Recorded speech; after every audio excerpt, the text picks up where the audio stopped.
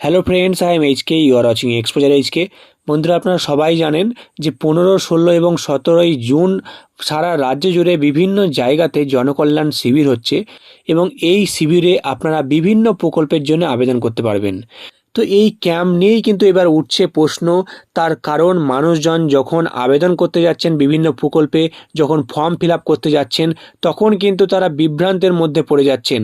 তার কারণ নির্দিষ্ট কোনো গাইডলাইন না থাকায় বিভিন্ন ক্যাম্পে বিভিন্ন রকমভাবে পরিচালনা করা হচ্ছে এবং মানুষজনকে এক এক রকমভাবে আলাদা আলাদাভাবে গাইড করা হচ্ছে। তাই জন্যে কিন্তু মানুষজন বুঝতে পারছে না যে কোনটি সঠিক এবং কোনটি ভুল। যেমন ধরুন, কোনো জায়গায় কোনো ক্যাম্পে বলা হচ্ছে যে অন্নপূর্ণা যোজনায় যারা অনলাইনে আবেদন করেছেন তাদের আর কোনো রকম হার্ড কপি জমা দিতে হবে না। আবার অন্য ক্যাম্পে বলা হচ্ছে যে যারা অন্নপূর্ণা যোজনায় অনলাইনে আবেদন করেছেন তাদেরকে আবার হার্ড কপি তার সঙ্গে সমস্ত ডকুমেন্টস জেরক্স করে আবার জমা করতে হবে এই ক্যাম্পে। আবার অনেক জায়গাতেই বলা হচ্ছে যে বার্ধক্য ভাতা বা বিধবা ভাতা বা প্রতিবন্ধী ভাতার জন্য কোনো রকম কোনো ফর্ম দেওয়া হচ্ছে না, ফর্ম জমা নেওয়া হচ্ছে না। আবার অনেক জায়গাতেই এরকম ফর্ম কিন্তু বিলি করা হচ্ছে এবং ফর্ম জমাও নেওয়া হচ্ছে। তো এরকমই বিভিন্ন ক্যাম্পে বিভিন্ন রকমভাবে আলাদা আলাদা নিয়ম বের করা হচ্ছে। আমি আপনাদের এরকমই কয়েকটি ভিডিও ক্লিপ দেখাতে চাই। আপনারা প্রথমে সেই ভিডিও ক্লিপগুলো দেখে নিন ভালোভাবে। যে সমস্ত মহিলারা অন্নপূর্ণা ভান্ডারের জন্য অফলাইন কিংবা অনলাইনে ফর্ম ফিল আপ করেছেন তাদেরকে আর নতুন করে কোনো ফর্ম ফিল আপ করতে হবে না। শুধুমাত্র অনলাইনে যারা ফর্ম ফিল আপ করেছেন তাদের অ্যাপ্লিকেশন নাম্বার সমেত যাবতীয় ডকুমেন্টস দিয়ে নারী ও শিশু উন্নয়ন দপ্তরে জমা করবেন। যদি এখানে জমা না হয় বা না করতে পারেন তাহলে পঞ্চায়েতে গিয়ে অবশ্যই জমা করবেন। অন্নপূর্ণা যোজনার ফর্ম যারা অনলাইনে বিভিন্ন কম্পিউটার ক্যাফে বা বাংলা সহায়তা কেন্দ্র থেকে জমা করেছেন, যারা অনলাইনে নিজে থেকে জমা করেছেন তাদের কোনো প্রকার হার্ড কপি কোথাও জমা দিতে হবে না। হ্যাঁ, না কোনো কিছু জমা করতে হবে না। অনলাইনে আবেদন করা অন্নপূর্ণা যোজনার ফর্ম কোথাও জমা করতে হবে না। যত রকমের ভাতা আছে, বার্ধক্য ভাতা, বিধবা ভাতা, প্রতিবন্ধী ভাতা যারা পাচ্ছেন তাদেরকে লাইনে দাঁড়ানোর দরকার নেই। তারা যেমন পাচ্ছেন সেরকম পাবেন।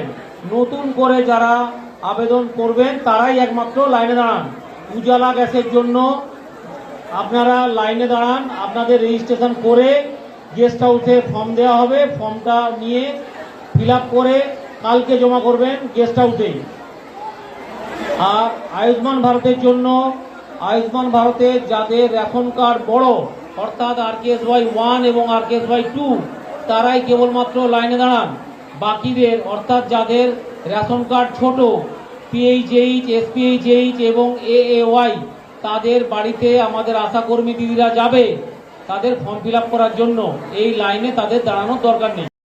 বার্ধক্য ভাতা, বিধবা ভাতা এবং প্রতিবন্ধী ভাতা যারা নতুন করে আবেদন করতে চান তারাই কেবলমাত্র লাইনে দাঁড়াবেন। 3 দিন ধরে আমাদের এই প্রোগ্রাম চলবে, এই শিবির চলবে, তাই একদিন শেষ হয়ে যাবে এমন নয়। আপনারা সময় সুযোগ করে 15, 16, 17, 10টা থেকে 5টা পর্যন্ত আমাদের এই শিবির চলবে, জনকল্যাণ শিবির। এই শিবিরে আপনারা আবেদন করতে পারবেন। তাড়াহুড়ো করবেন না, আপনারা ধীরে সুস্থে করুন। আমরা আছি, আপনাদের শেষ না হওয়া পর্যন্ত আমরা আজকে যাব না। আয়ুষ্মান ভারতের জন্য কেউ লাইনে দাঁড়াবেন না। অন্নপূর্ণা যোজনার জন্য যারা অ্যাপ্লাই করেছেন তাদেরকে নতুন করে আর অ্যাপ্লিকেশন করতে হবে না। যারা অ্যাপ্লাই করেননি তারা অনলাইনে অ্যাপ্লাই করবেন।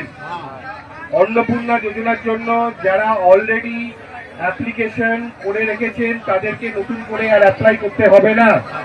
যারা অলরেডি অ্যাপ্লাই করেছেন তাদেরকে নতুন করে অ্যাপ্লিকেশন করতে হবে না।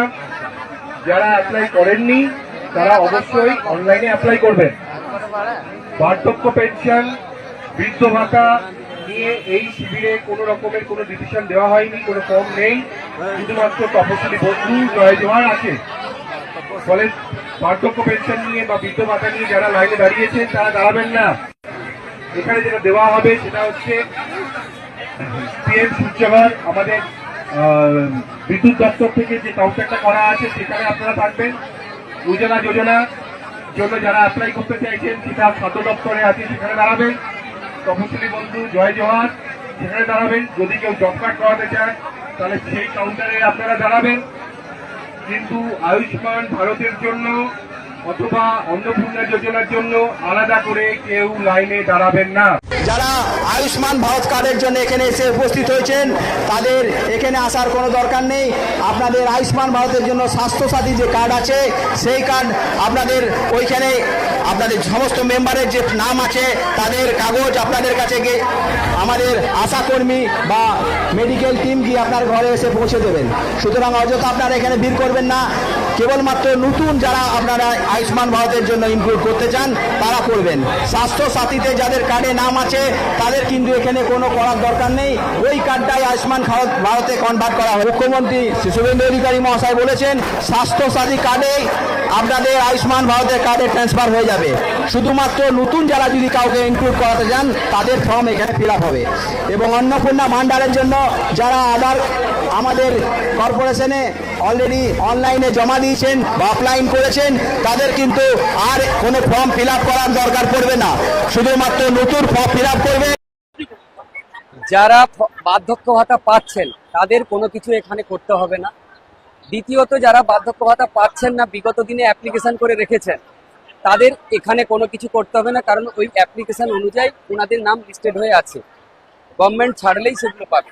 কেবলমাত্র যারা খুব শীঘ্রই 60 বছর পূর্ণ হয়েছে, কোনো অ্যাপ্লিকেশন করেনি আজ পর্যন্ত বার্ধক্য ভাতার জন্য, তাদের অ্যাপ্লিকেশন কেবলমাত্র নেওয়া হচ্ছে।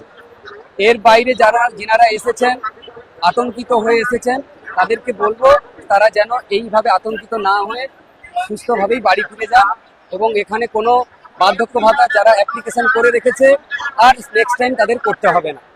অন্নপূর্ণা যোজনার কথা বলা হয়েছে যে সমস্তটাই অনলাইনে করতে হবে, কোনো অফলাইন করতে হবে না, জমা করতে হবে না। অনলাইনে যে কোনো সাইবার ক্যাফে থেকে তারা অ্যাপ্লিকেশন করে দিতে পারে।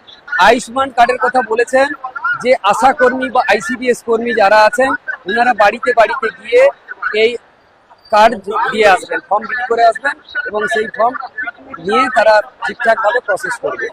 এখানে এসে এতে এসে ভিড় করার দরকার নেই। তো বন্ধুরা আপনারা দেখতে পেলেন এরকম আরও অনেক ভিডিও ক্লিপ রয়েছে যেখানে আরও অন্য অনেক রকম নিয়ম কিন্তু বলা হচ্ছে এই সমস্ত ক্যাম্পগুলো থেকে। তো এর ফলে মানুষজন কিন্তু রীতিমতো বিভ্রান্তির মধ্যে পড়ে যাচ্ছেন, তারা কিন্তু সঠিক তথ্যটা পাচ্ছেন না এবং সুযোগ সুবিধাগুলো সঠিকভাবে কিন্তু লাভ করতে পারছেন না। তো আপনাদের এরিয়াতে প্রকল্পগুলো নিয়ে কি নিয়মের কথা বলা হচ্ছে অবশ্যই কমেন্ট সেকশানে কমেন্ট করে জানাবেন। আর এই ব্যাপারে ক্যাম্পের আধিকারিকদের কাছে অনুরোধ থাকছে যে আপনারা দয়া করে সঠিক তথ্যগুলো মানুষজনকে দিন, সঠিক গাইডলাইন তৈরি করুন যাতে করে সরকারের সমস্ত সুযোগ সুবিধা যেগুলো রয়েছে সেগুলো যাতে করে সঠিক মানুষজন সঠিকভাবে নিতে পারে। তো আজকের জন্য এতটুকুই। ভিডিওটি ভালো লাগলে অবশ্যই একটা লাইক করবেন আর লেটেস্ট আপডেট সবার আগে পেতে হলে অবশ্যই চ্যানেলটিকে সাবস্ক্রাইব করতে ভুলবেন না। তো আবার আসছি আর একটা নতুন বড় আপডেট নিয়ে।